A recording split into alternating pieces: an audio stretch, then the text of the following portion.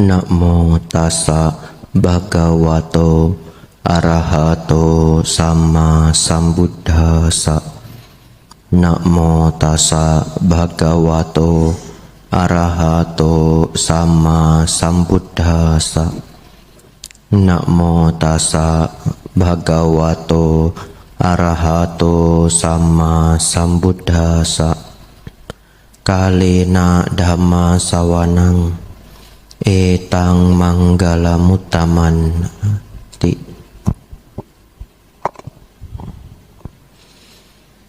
Yang termuliakan Buddha, Dhamma dan Sangha, yang berbahagia pimpinan Puja Bakti, para pengurus wihara yang membantu jalannya Puja Bakti, para romo dan ramani yang hadir, serta Bapak Ibu semuanya, selamat pagi, Namo Buddhaya. Selamat ulang tahun untuk Wihara Dhammadipa Surabaya.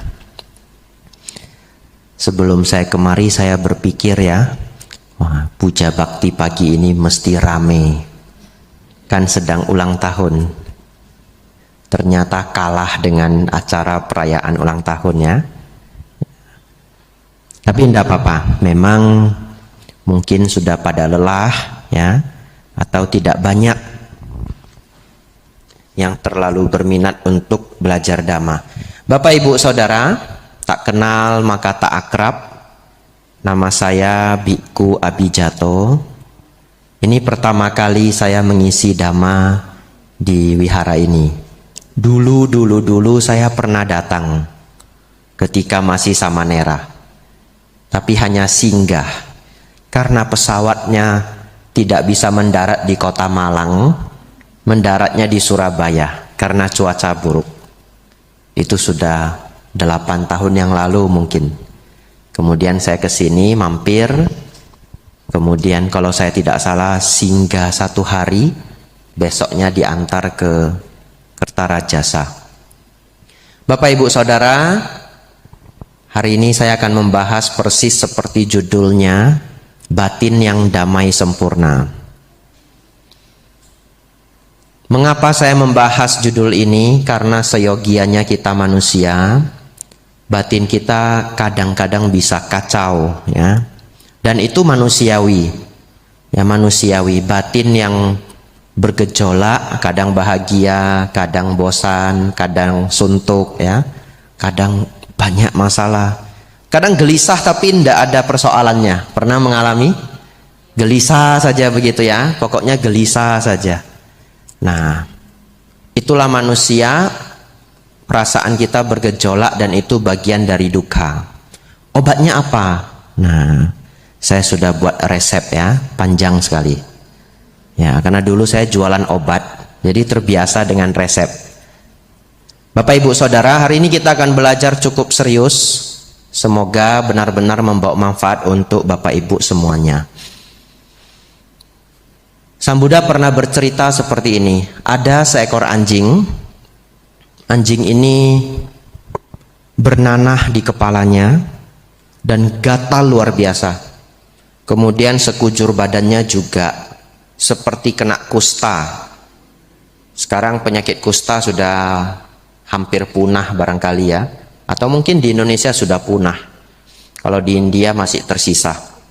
Nah, anjing itu bernanah di kepalanya, kulitnya seperti terkena kusta, dia gatal luar biasa. Lalu dia duduk di bawah meja sambil menggaruk-garuk. Tapi bagaimanapun dia menggaruk, dia tetap gatal. Jadi dia berpikir, mungkin di bawah pohon gatal saya akan berkurang. Pergilah anjing ini ke bawah pohon. Sudah di bawah pohon dia masih gatal. Menggaruk-garuk, dia berpikir mungkin kalau saya berjemur di bawah matahari gatalnya akan berkurang. Pergi dia ke padang rumput, bagian yang banyak rumputnya, duduk dia di sana tapi gatalnya tidak berkurang, gatal sekali. Mengapa demikian? Karena yang keliru bukanlah tempatnya, tapi yang keliru adalah kulitnya. Begitu ya. Kadang-kadang ini bisa terjadi pada hidup kita. Saya ini kacau ya, itu karena tetangga saya itu loh. Kalau saya nggak tinggal di sini, saya pindah tempat, saya pasti lebih damai. Saya ini kacau ya, itu karena tempat kerja saya itu ada si Anu loh. Ya mungkin saja ya. Tapi mungkin saja kulit kita yang gatal ya. Nah, jadi mungkin saja batin kita kacau, bisa karena orang lain tapi bisa juga karena diri sendiri. Lalu Bante obatnya apa? Mari kita buka Parita Biru halaman 89.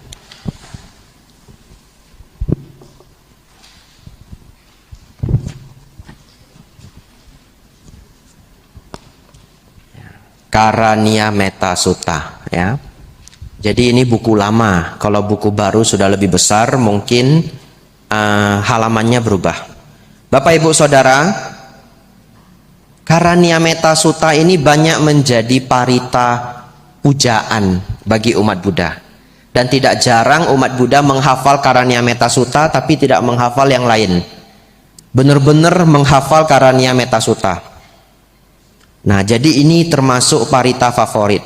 Dan banyak yang berpikir karena parita ini berhubungan dengan makhluk-makhluk baik yang tampak maupun yang tidak tampak, besar maupun kecil dan sebagainya. Kadangkala parita ini dianggap parita pengusir hantu. Kalau sudah dibaca hantunya juga belum mau pergi, baru manggil Bante gitu ya. Berarti saya yang baca tidak mempan begitu. Tapi Bapak Ibu Saudara, ya boleh saja bagaimana masyarakat memaknai parita ini, boleh saja. Tapi sesungguhnya parita ini adalah parita pendamai batin.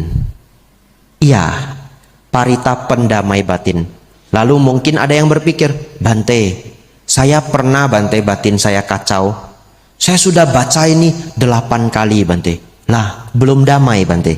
Kok begitu? Nah, mari kita baca isinya. Barangkali dia belum baca isinya, betul ya? Kalau sudah baca isinya, kita pahami, ketika nanti membaca parita ini lagi akan berkhasiat. Silahkan dibuka halaman 91. Tidak akan saya baca semuanya, kita baca bagian yang penting saja. Konsentrasi semuanya ya. Ya, hari ini Puja Bakti Cita Rasa Damaklas. Ya. Inilah yang patut dikerjakan oleh ia yang tangkas dalam hal yang berguna, yang mengantar ke jalan kedamaian. Betul? Ya, kalimat ketiga ini penting sekali ya. Yang mengantar ke jalan kedamaian. Artinya, lakukanlah ini, Anda akan damai. Yang pertama, sebagai orang yang cakap, jujur, tulus, mudah dinasehati, lemah lembut, tidak sombong. Kemudian merasa puas atas yang dimiliki, mudah dirawat, tidak repot, bersahaja hidupnya, berindria tenang, penuh pertimbangan, sopan, tak melekat pada keluarga-keluarga. Selanjutnya, tidak berbuat kesalahan walaupun kecil yang dapat dicela oleh para bijaksanawan. Senantiasa bersiaga dengan ujaran cinta kasih. Semoga semua makhluk berbahagia dan tentram. Semoga semua makhluk hidup berbahagia. Nah, bahkan di syair inilah kalimat yang sangat terkenal, Sabe Sata Bawantu Sukitata, itu ditemukan. Bapak Ibu Saudara, kita sudah baca 3 paragraf. Belum damai Bante. Iya, belum damai. Karena kedamaian itu bisa muncul apabila yang ini dipraktekkan. Betul ya? Karena ini semuanya adalah nasihat. Jadi kalau kita baca saja berulang-ulang, Karania Mata Kusalena Yantang Santang Padang Abisa Meca. Sudah damai belum ya? Ya, damai ya, tapi tidak maksimal. Bapak Ibu Saudara, memulai dari 3 paragraf ini sudah saya rangkum ternyata Karania Metta Sutta yang tadi kita baca itu mengandung nasihat 7+1. Ya, 7+1. Nanti Bapak Ibu hafal ya, 7+1. Apa itu 7+1? Yang pertama, jujur. Yang kedua, rendah hati. Yang ketiga, merasa puas. Yang keempat, mudah dilayani. Yang kelima, tidak sibuk. Yang keenam, tidak melekat pada keluarga-keluarga. Dan yang ketujuh, tidak berbuat kesalahan walaupun kecil. Kita bahas ini pelan-pelan. Lalu nanti sembari saya bahas, kita hafal pelan-pelan. Semoga pulang puja bakti pagi hari ini hafal 7+1 ya. Cukup banyak memang 7. Kita mulai yang pertama, jujur. Lah apa hubungannya jujur dengan damai ya? Bapak Ibu Saudara, ternyata kejujuran itu bahkan Sang Buddha tulis di dalam Parita sungguh jujur. Karena kenapa? Karena salah satu yang membuat kita tidak damai adalah kebohongan. Begitu kita berbohong, potensi ketidakdamaian muncul. Bahkan kalau orang yang belum terampil berbohong, begitu berbohong langsung gelisah 2 jam, betul ya? Kalau yang sudah terampil ya barangkali dia tidak gelisah, tapi dia kumpul-kumpul potensi itu. Dan lama-kelamaan banyak sekali ketidakcocokan antara apa yang dia ucapkan dengan kenyataan. Dan kenapa bisa membuat tidak damai? Karena kalau sudah bohong satu, nanti berantai, betul ya? Sudah bohong A, nanti ketemu kasus yang sama harus ditutupi dengan kebohongan lagi, ditutupi dengan kebohongan lagi, ditutupi dengan kebohongan lagi. Kemudian nanti ketemunya orang tersebut sebulan yang akan datang, diceritakan kebohongan itu, yang bohong pun sudah lupa, betul ya? Saya bulan yang lalu ngomong apa sama dia ya? Aduh gawat ini. Nah, lalu harus menciptakan kebohongan baru, dan itu menjadikan kita tidak damai. Kalau orang jujur itu plong sekali, dan ditanya sebulan yang akan datang, setahun yang akan datang, 3 tahun yang akan datang pun jawabannya sama, betul ya? Karena tidak bohong, kecuali lupa. Yang kedua, Bapak Ibu Saudara, yang ini agak sulit. Jujur dengan diri sendiri. Nah, apa ciri-ciri orang yang mau jujur dengan diri sendiri? Kalau diberi kritikan itu direnungkan, betul ya? Tapi kritikan itu memang nggak mengenakkan. Jadi begitu kita dikritik, ego kita itu sudah maju duluan untuk mempertahankan harga diri kita.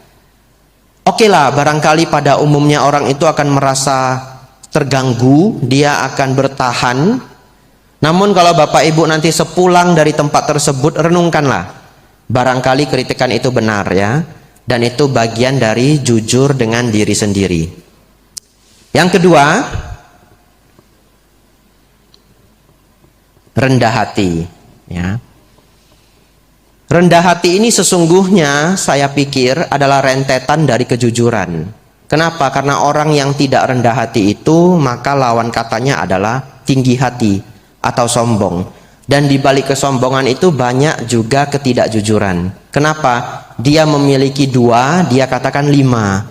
Dia memiliki 5, dia katakan 10. Sedangkan orang yang berendah hati bahkan dia punya 2, tidak perlu orang lain tahu. Dia punya 10, kalau bisa orang lain tidak perlu tahu. Nah, dan bagaimana kerendahan hati ini membawa kedamaian? Karena kesombongan itu akan ditagih orang. Saya loh Pak Bu, saya itu punya kebun 20 hektar, tidak besar, sekedar gitu ya. Cuma 20 hektar. Itu pun ya iseng saja. Wah, sombong sekali orang ini ya. Sudah sombong sekedar katanya ya. Lalu dia cerita punya ini, punya itu, hidupnya begini, hidupnya begitu. Selewat 2 tahun, ada teman baiknya atau temannya perlu bantuan. Carinya siapa? Ya cari bapak ini, wong katanya punya kebun 20 hektar, betul ya? Datanglah ke orang nih, Pak, tolong bantu saya. Saya punya kesulitan-kesulitan. Lalu karena dia sebenarnya tidak punya sebanyak itu, dia nggak bisa membantu sama sekali, akhirnya dia menghindar. Dan dalam keadaan dia menghindar itu bagaimana damai, betul ya? Kenapa? Karena sombong itu ditagih orang. Bapak Ibu hafal ini, sombong itu ditagih orang. Jadi begitu kita memancarkan kesombongan, ingatlah, kesombongan itu bisa ditagih orang. Dan ketika ditagih oleh seseorang, batin bisa menjadi kacau. Tapi kalau kita selalu berendah hati, punya pun orang tidak tahu, bisa ini bisa itu orang pun jarang tahu, satu ketika diminta bantuan kita biasa saja, karena kita bisa membantu. Saya punya pengalaman. Ada seorang guru, tidak perlu tahu siapa Bapak Ibu ya, tidak ada namanya, tapi ini kenyataan yang saya pernah alami. Guru ini mendapatkan gelar dari negara, mendapatkan gelar dari kerajaan. Tinggi sekali pangkatnya, tapi kemampuannya hampir bisa dikatakan minim. Dan dia hidup dari nama besar yang sesungguhnya tidak dia miliki kemampuan itu. Akhirnya bagaimana? Menjadi beban hidup seumur hidup. Karena gelar itu kalau sudah diberikan tidak bisa dicabut lagi. Nah lalu akhirnya guru ini diminta mengajar. Dan setiap kelas guru ini tidak pernah datang. Setiap kelas tidak pernah datang. Kenapa? Karena barangkali beliau pun tidak sanggup mengajar. Akhirnya bagaimana? Akhirnya bagaimana damai, betul ya? Bagaimana damai. Tapi kalau seseorang hidup sangat rendah hati, maka akan menjadi damai. Selanjutnya, yang ketiga Bapak Ibu Saudara, gampang merasa puas. Bapak Ibu Saudara, saya baru kembali ke Indonesia tahun ini, 4 tahun di Thailand, dan selama saya di sana, ada satu biku yang sangat saya sukai pengajarannya. Namanya adalah Bante Payutto. Barangkali di sini belum pernah ada yang dengar mungkin ya, kecuali yang rajin baca buku. Ada sudah 2-3 buku beliau diterjemahkan ke bahasa Indonesia. Bante Payutto ini unik Bapak Ibu. Beliau sangat cendekia. Umur sebelum 20 tahun beliau sudah mencapai Pali 9, dan itu sulit sekali.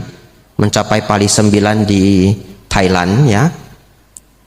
Dan itu belum berumur 20 sudah mencapai Pali 9. Kemudian beliau juga sembari belajar bahasa Pali, beliau kuliah mengambil Buddhist Studies sampai mencapai tingkat doktor di usia sangat muda. Sekarang beliau sudah umur 80-an dan masih hidup. Dan beliau mendapatkan gelar Somdet dari kerajaan. Artinya beliau satu dari 10 biku yang dianggap biku pimpinan di Thailand. Jadi ada 10 yang kita panggil dengan Somdet. Sebenarnya 9, yang 10 itu Somdet Sanggaraja.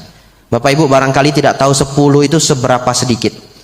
Karena di Thailand bikunya ada 300.000. Iya. Wiharanya ada 35.000. Kalau Indonesia bagaimana Bante? Kalau Sangga Theravada Indonesia pembinaannya hampir 500 wihara seluruh Indonesia. Bikunya lebih kurang 100. Makanya mau ditempatkan satu wihara satu biku pun tidak cukup ya. Lalu kalau Thailand bagaimana Bante? Thailand itu populasi negaranya itu 80 juta jiwa, 90%-nya Buddhis. Kalau Indonesia Bante, kita lebih kurang 270 juta jiwa, betul? Betul ya. Agama Buddhanya berapa? 7%. 0,7% ya. Jadi agama Buddha di Indonesia 0,7%. Kalau jumlahnya sekitar 2 juta jiwa. Bapak Ibu Saudara, apa yang menarik dari beliau? Yang menarik adalah selain beliau saat ini bisa dikatakan biku paling cendekia di satu negara, Bante Payutto ini. Selain itu juga beliau dari kecil itu sakit-sakitan. Jadi kecil saja beliau sudah operasi beberapa kali. Sekarang beliau umur 80-an pernah ditanya sama umatnya, Bante sehat enggak? Gitu. Kalau bahasa Thainya Longpo sabai di mai, gitu ya. Bante sehat enggak? Apa jawab beliau? Ya enggak usah ditanya, saya sudah tidak pernah sehat. Itu jawaban beliau. Ya. Kenapa beliau sudah tidak pernah sehat? Karena ternyata paru-paru beliau sudah diangkat satu. Ya, jadi tinggal yang sebelah kanan. Memang dari kecil beliau sakit-sakitan. Lalu apa hubungannya dengan Dhamma? Sang Buddha mengatakan, barang siapa melihat duka, dia melihat dhamma. Begitu ya. Barang siapa melihat duka, dia melihat dhamma. Kalau seseorang teori dhammanya bagus, bagus sekali teori dhammanya, bahkan mungkin biku misalkan begitu ya, lah tapi kok sepertinya menjalankan dharma kok tidak lengkap, kurang berduka, hidupnya kurang berduka. Karena barang siapa melihat duka, dia melihat dhamma. Bapak Ibu nanti renungkan kalimat ini ya. Kemudian Bapak Ibu Saudara, karena beliau sangat cendekia dan sangat dekat dengan duka, akhirnya beliau sangat serius menjalankan kebikuan. Sampai setua ini beliau masih membabarkan dhamma. Diminta untuk banyak nimbrung, banyak duduk di bidang pemerintahan, beliau tidak mau. Kenapa? Karena di Thailand itu biku cukup punya pengaruh ya, karena negara Buddhis. Beliau tidak mau. Beliau tinggal di satu kota kecil, kota cukup besar sebenarnya, 2 jam dari Bangkok ya, namanya Nakhon Pathom, dan memberikan dharma setiap hari. Nah, ada satu dharma yang selalu saya ingat ya, hari ini ingin saya bagi ke Bapak Ibu Saudara. Setelah itu Bapak Ibu bisa belajar nomor-nomor berikutnya, yaitu nomor 3, merasa puas. Bapak Ibu Saudara, dharma ini atau mantra ini adalah mi kodi, mai mi kodai ya, bahasa Thai ya. Kalau bahasa Jawa saya tidak bisa, jadi bahasa Thai saja. Mi kodi, mai mi kodai. Artinya apa? Kalau ada baik, kalau enggak ada enggak apa-apa ya. Mi itu ada, ko itu juga, di itu baik, mi kodi. Kalau ada juga baik. Mai mi tidak ada, ko juga dai boleh ya. Mi kodi, mai mi kodai. Kalau ada baik, kalau enggak ada enggak apa-apa. Nah, inilah kalimat yang beliau ajarkan. Beliau titipkan bahwa praktekkanlah ini untuk mengurangi keserakahan dan keinginan. Belajarlah kemanapun kita pergi, kalau hal itu tidak kita dapatkan dan bukan hal yang krusial, ya sudah, mikodi, mai mikodai ya. Kalau ada boleh, kalau enggak apa-apa. Nah, dengan mempraktekkan itu pelan-pelan Bapak Ibu Saudara, bulir-bulir selanjutnya ini semuanya masuk ya. Kalau biku harusnya latihannya lebih tinggi lagi, mikodai. Mai mi kodai. Kalau ada boleh, nggak ada juga boleh, begitu ya. Jadi kalau satu hari saya nginap di sini, kemudian pengurus wihara nanya, Bante, besok makan pagi, mi kodai, mai mi kodai, gitu ya. Kalau ada boleh, nggak ada juga boleh. Beneran nggak ada yang datang ya. Waduh, gawat saya. Siangnya nanya lagi, Bante, makan siang Bante, mi kodai, mai mi kodai. Nggak ada pula yang datang ya. Nah, puasa saya 2 hari ya. Malamnya, Bante besok makan pagi. Iya, saya makan pagi. Jangan pakai mantra lagi. Ya, Bapak Ibu Saudara, nomor 3 itu merasa puas. Nomor 4 mudah dilayani. Saya pikir 2 ini kita gabung saja supaya gampang hafalnya. Karena kalau orang yang merasa puas, hidupnya pun memang mudah dilayani, begitu ya. Kenapa harus belajar merasa puas? Ini penting sekali. Karena cara kerja pikiran kita itu memang tidak pernah terpuaskan. Ya, manusia itu punya sifat sulit terpuaskan. Dan apa yang kita dapatkan, setelah kita dapatkan kita bahagia, kemudian kebahagiaan itu akan menguap pelan-pelan, menguap pelan-pelan. Maksudnya apa? Masih ingat dulu kalau punya cita-cita ingin punya motor atau mobil kesayangan, terserah pengalaman Bapak Ibu Saudara. Coba renungkan hari pertama motor atau mobil kesayangan itu datang. Hari pertama, senang sekali ya. Belum berdebu sudah dilap begitu ya. Wah, hati-hati nanti kena matahari, ditutup kan begitu ya. Dan sebagainya. Pertanyaan saya, kalau sudah 1,5 tahun, bangun pagi-pagi kita lihat motor atau mobil kesayangan kita itu, apakah bahagianya sama dengan hari pertama? Beda ya. Apalagi kalau sudah 3 tahun, apalagi kalau sudah 5 tahun. Kenapa? Karena kebahagiaan manusia itu menguap pelan-pelan. Kebahagiaan duniawi itu sifatnya menguap. Karena menguap, kita mau keinginan yang lain. Oleh karena itu, kita sulit terpuaskan. Supaya Bapak Ibu nanti mudah terpuaskan, belajarlah bersyukur ya, belajar bersyukur, lalu sering-sering ya. Kalau apa yang tidak didapatkan nanti mikodi, mai mikodai, begitu ya. Lanjut nomor 5. Bapak Ibu Saudara, nomor 5 itu tidak sibuk. Dan ini kebenaran. Bante, batin saya selalu gelisah Bante. Saya jarang damai Bante. Mau meditasi sulit Bante. Ya iya, wong kerjanya nggak pernah libur pagi sampai pagi, betul ya? Bagaimana bisa damai? Karena terlalu sibuk. Namun namanya hidup di kota, betul ya? Pasti banyak kesibukan. Oleh karena itu saya beri saja saran. Bapak Ibu kalau sibuk harus well managed ya. Well managed itu diatur dengan baik. Sibuk itu belum tentu produktif. Jadi nanti renungkan kalimat saya. Semoga kesibukan bisa dikurangi, produktivitas bisa ditambah. Bagaimana caranya? Misalkan membudidayakan mencatat. Takut apa yang dikerjakan nanti kelupaan. Pagi-pagi bangun dicatat dulu. Hari ini apa yang mau saya kerjakan. Kalau hal yang dikerjakan itu hal yang sangat penting, pakailah checklist. Ya, buat checklist. Kenapa demikian? Karena Bapak Ibu mungkin tahu, perusahaan pesawat yang sebesar itu, mereka itu tidak boleh ada error. Error kecil pun bisa mengakibatkan kefatalan. Bagaimana cara perusahaan pesawat yang sebesar itu menjalankan sistemnya? Mereka selalu membuat daftar checklist. Apa saja yang harus dilakukan, tidak boleh miss. Jadi mereka tidak mengandalkan memori, tapi mereka mengandalkan checklist. Bahkan ada orang rajin sekali, dia seorang dokter bedah, dia nulis buku hanya mengenai checklist.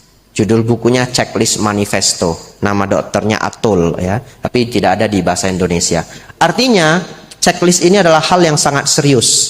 Jadi kalau Bapak Ibu Saudara hidupnya cukup sibuk, supaya mengurangi kesibukan agar batin menjadi lebih damai, biasakanlah mencatat. Nah, supaya apa? Pikiran tidak kacau. Karena tidak terbebani harus ngingat ini, ngingat itu, ngingat ini, ngingat itu. Bawa saja catatan, mau kertas boleh, HP boleh, bawa kemana-mana. Kemudian yang kedua adalah supaya tidak terlalu sibuk, ada healingnya, begitu ya. Kan zaman sekarang maunya healing. Tapi healingnya itu bagaimana healing? Ya bisa healing secara dhamma. Misalkan seminggu sekali ikut puja bakti, ya, atau kalau ada kesempatan ngambil atas sila di rumah, atau ikut retreat, begitu ya. Dan saran saya juga, apabila Bapak Ibu sangat sibuk, aturlah juga jadwal istirahat. Ada seorang psikolog sangat terkenal, namanya Jordan Peterson, seorang Kanada. Dia jadi psikolog klinis selama 30 tahun. Psikolog klinis itu artinya apa? Itu psikolog yang dengerin masalahnya orang. Ya, jadi psikolog itu nggak semua kerjaannya dengerin masalah orang, itu hanya yang klinis, karena psikologi itu banyak bagian. Dia psikolog klinis profesional selama 30 tahun, artinya dia sudah dengar masalah orang yang begitu banyak macam. Lalu dia melihat ada pola. Cukup sering pengacara-pengacara di Amerika, saya tidak tahu kalau di Indonesia, sering stres. Dan kadang-kadang mereka stres berat sampai depresi. Kenapa demikian? Ternyata para lawyer, para pengacara itu kalau sudah fight kasus, mereka tidak ada waktu libur sedikit pun. Berlomba-lomba untuk mencari cara menjatuhkan lawan. Jadi kalau dia ngambil banyak kasus, apalagi kalau dia terkenal kasusnya itu nggak akan habis, kasusnya akan sangat banyak. Setelah dia sibuk berbulan-bulan, bertahun-tahun, badannya itu bisa overwork ya, jadi bekerja terlalu banyak, kemudian tiba-tiba burn out. Burn out itu istilahnya seperti komputer yang kepanasan kemudian tiba-tiba hang begitu. Jadi manusia ini juga bisa hang karena terlalu sibuk. Kalau di Jepang bukan hang lagi, saking capeknya bekerja, ada orang yang meninggal karena bekerja. Nah, jadi budaya orang Jepang juga ekstrim sekali kalau bekerja. Nah, salah satunya kalau di Amerika adalah pengacara. Lalu akhirnya Jordan Peterson ini dia buat satu nasihat. Dia bilang sesibuk-sibuknya Anda, setiap 4 bulan itu maksimal Anda harus berlibur. Ya, sesibuk-sibuknya 4 bulan harus berlibur. Ya, tapi saya pikir kalau yang hadir di sini enggak sampai dah ya 4 bulan kerja terus ya. Buktinya minggu bisa datang puja bakti, betul ya? Ya, mungkin yang super sibuk nanti itu yang dengar dari online. Bapak Ibu Saudara, agar batin tidak gelisah, juga kita perlu untuk tidak sibuk. Ya. Bapak Ibu Saudara, yang keenam, kita refresh dulu ya, biar hafal ya. Karena ini ada 7+1 Karania Metta Sutta. Bapak Ibu belajar ini luar biasa. Nanti seumur hidup, setiap kali membaca Karania Metta Sutta, bulir-bulir ini akan terngiang, betul ya? 7+1 ini akan terngiang. 1, jujur. Yang kedua, rendah hati. Yang ketiga, merasa puas. Yang keempat, mudah dilayani. Yang kelima, tidak sibuk. Yang keenam, tidak melekat pada keluarga. Ya, ini cukup sulit dipahami, terlebih oleh masyarakat pada umumnya. Karena siapa yang tidak sayang dengan keluarga ya, sudah menjadi barang tentu kita sayang dengan keluarga. Bapak Ibu Saudara, hari ini kita akan belajarlah mengurangi kemelekatan, dan itu bukan berarti tidak sayangnya. Silakan Bapak Ibu sayangi orang tua, sayangi anak Bapak Ibu Saudara, tapi belajar kurangi kemelekatan. Maksudnya bagaimana? Kalau sayang dengan orang tua, kemana-mana ingat orang tuanya, pulang bawa makanan, begitu ya. Pergi jalan-jalan jauh, pulang bawa oleh-oleh untuk orang tua. Ketika orang tuanya sedang sendiri ditemani, kalau orang tuanya sakit dijaga dan sebagainya. Itu menyayangi orang tua.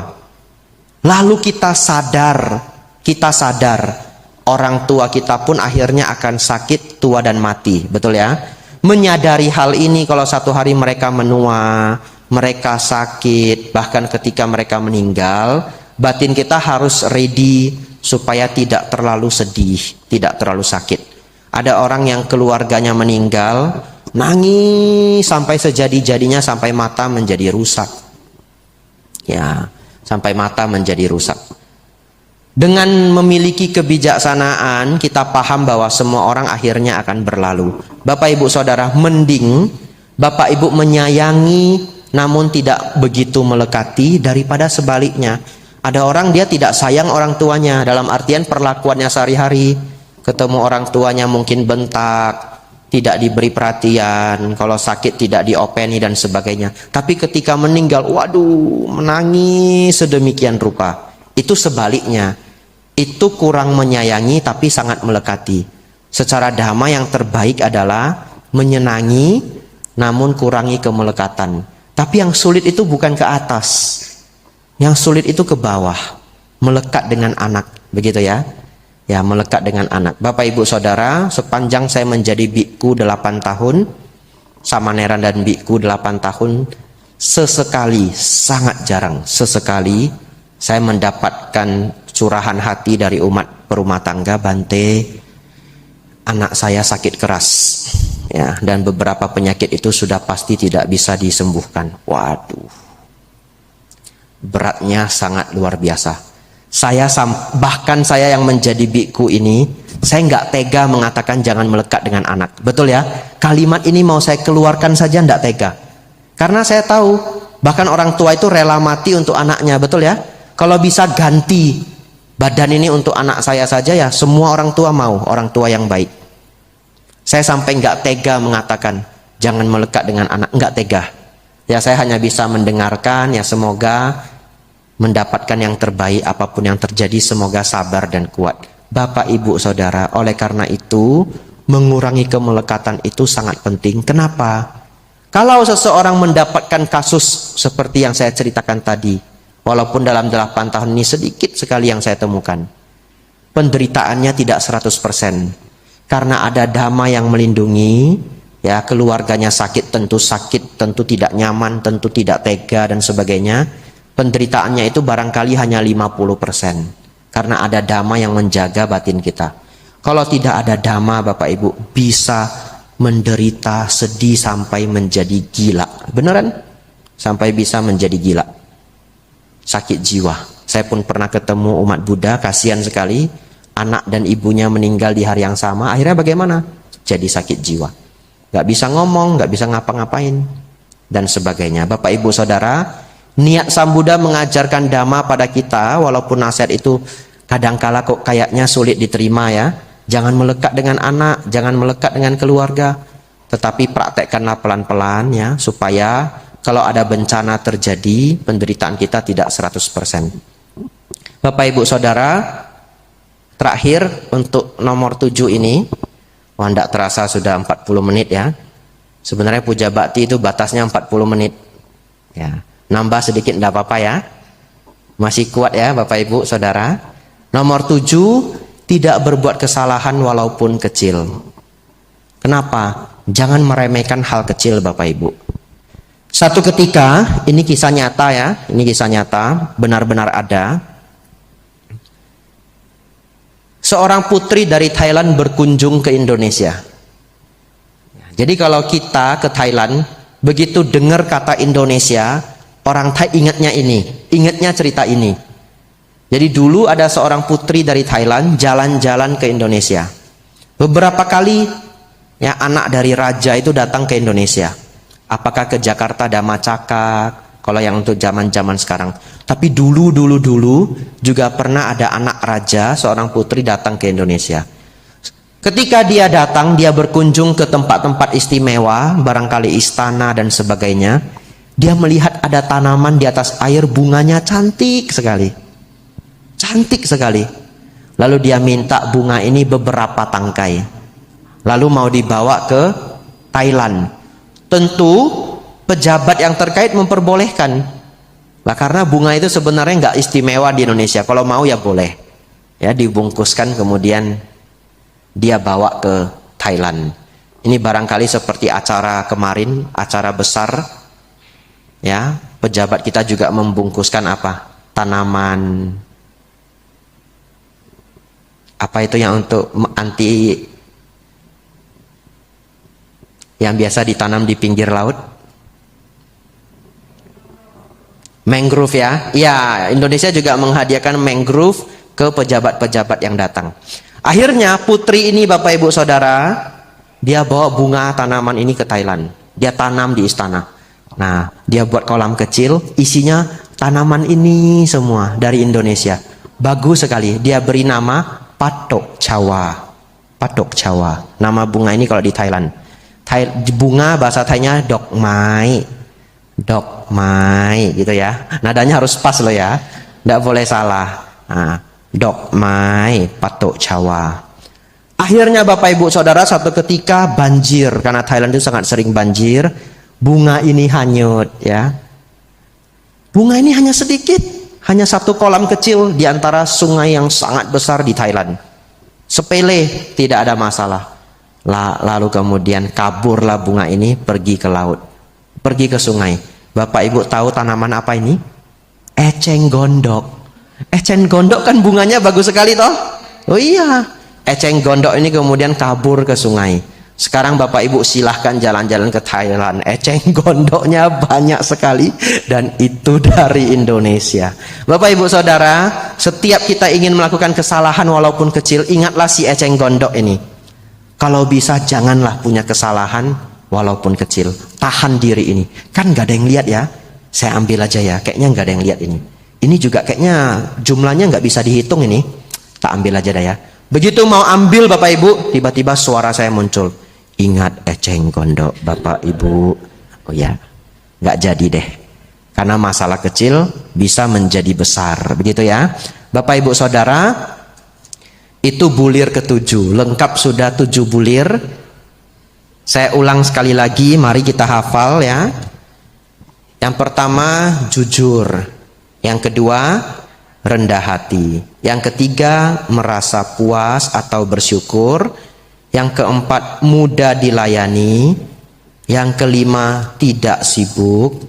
Yang keenam, tidak melekat pada keluarga-keluarga. Yang ketujuh, tidak berbuat kesalahan walaupun kecil ya. Bapak Ibu hafal ya, besok keluar ujian ya. Terakhir 7+1. Yang terakhir Bapak Ibu Saudara, menutup ceramah Dhamma saya hari ini adalah praktek Sabbe Sata Bhavantu Sukhitata. Semoga semua makhluk hidup berbahagia. Ini susah sekali Bapak Ibu. Kenapa saya katakan susah? Coba doanya apa? Semoga semua makhluk hidup berbahagia. Semua, Bapak Ibu yang bilang ya. Semua toh? Bapak Ibu yang bilang ya. Satu ketika Bapak Ibu ke tempat kerja, tempat dagang, tempat saudara, silakan. Kemudian ada satu orang nggak senang dengan kita. Baru ketemu kita sudah mencerca, sudah mencela. Lalu Bapak Ibu marah, ingin membalas, ingin kalau dia membentak, normalnya kita ingin ikut bentak, betul ya? Nah, bisa enggak? Ketika kita dibentak, dicela, dicerca, dibully, Sabbe Sata Bhavantu Sukhitata. Sudahlah. Yang penting dia berbahagia. Bisa enggak? Susahnya luar biasa, betul ya? Padahal doanya kita apa? Semoga semua makhluk hidup berbahagia. Kata semua ini kan berarti yang senang dengan kita juga yang nggak senang dengan kita, betul ya? Tapi ketika bertemu yang nggak senang dengan kita, sulitnya minta ampun, sulitnya minta ampun. Tapi Bapak Ibu Saudara, kalau Bapak Ibu berani, Bapak Ibu sanggup, Bapak Ibu luar biasa, praktekkan ini. Caranya bagaimana? Satu ketika kita tahu orang ini nggak senang sama kita. Kita tahu apapun yang kita lakukan akan salah di matanya. Kita tahu, bukan tidak tahu. Praktekkanlah ini. Ya sudah, saya sabar saja. Kalau saya tambah api, nanti dia juga semakin panas. Ya sudahlah. Semoga semua makhluk hidup berbahagia. Harapan saya semoga satu hari dia bisa lebih bijaksana. Tapi kita juga jangan dekat-dekati dia. Sudah tahu dia tidak senang sama kita ya. Kita menghindar. Dia belok kanan, kita belok kiri. Dia ke kiri, kita ke kanan. Nanti ditanya, kamu kenapa menghindari saya terus? Lah memang apa aja yang kita kerjakan salah, begitu ya? Enggak, kebetulan, ya begitu ya? Artinya Bapak Ibu Saudara, ini bukan Dhamma yang gampang dipraktekkan. Kedengarannya gampang. Sabbe Sata Bhavantu Sukhitata. Sandal saya hilang. Waduh, kenapa ini orangnya curi sandal saya? Kenapa dia nggak ada hati nurani? Waduh, ngomel setengah hari. Susah toh, sandalnya hilang. Sabbe Sata Bhavantu Sukhitata. Saya sial. Ya sudahlah. Begitu ya. Ini intermezzo Bapak Ibu. Kalau Bapak Ibu ke India, atau mungkin di mana saja sebenarnya, tempat Sang Buddha mencapai penerangan sempurna namanya Bodh Gaya. Kalau kita mau masuk itu di metal detektor. Barang kita di scan. Kenapa? Dulu pernah dibom. HP ndak boleh masuk. Kalau bawa kamera harus bayar. Lalu begitu kita sampai di pintu gerbang, kita sudah pengecekan begitu banyak level ya. Sampai di pintu gerbang utama, sandal ndak boleh masuk. Tapi itu India, bukan Jepang, bukan Singapura. Akhirnya sandal itu bagaimana? Harus diparkirkan. Dan kemungkinan hilangnya, kalau Bapak Ibu pakai sandal mahal itu 50-50. Ya. Kecuali pakai swallow ya. Tapi siapa yang ke India pakai sandal murah begitu ya? Udah jauh-jauh bayarnya pakai dolar, pasti pakai sandal yang bagus. Gimana biar nggak hilang Bapak Ibu? Ada dua cara. Cara paling aman, dibungkus, simpan di tas. Betul ya? Nah, cara kedua, mudah-mudahan aman. Ini cara kedua, mudah-mudahan aman. Ini saya diajari orang. Sandal kiri taruh di ujung kiri, sandal kanan taruh di ujung kanan. Itu caranya. Jadi pas malingnya mau ngambil, wah ini merek bagus. Loh kok cuma satu? Dia cari, enggak ketemu. Nah dia ambil yang lain. Nah kecuali pencurinya ini punya effort luar biasa ya. Lain cerita, dia cari di kiri, dia cari di kanan. Tapi enggak mungkin kalau dia mau nyuri kan harus cepat-cepat, begitu ya. Ya, jadi satu di kiri, satu di kanan. Bapak Ibu Saudara, praktekkanlah Sabbe Sata Bhavantu Sukhitata pada suasana yang gampang maupun pada suasana yang sulit. Sudah hampir 50 menit ceramah dhamma saya, panjang sekali. Semoga bisa Bapak Ibu ingat, bisa Bapak Ibu praktekkan. Semoga Bapak Ibu Saudara semakin maju dalam dhamma, semakin maju dalam kehidupan. Sabe sata bhavantu sukhitata. Semoga semua makhluk hidup berbahagia. Sadu, sadu, sadu.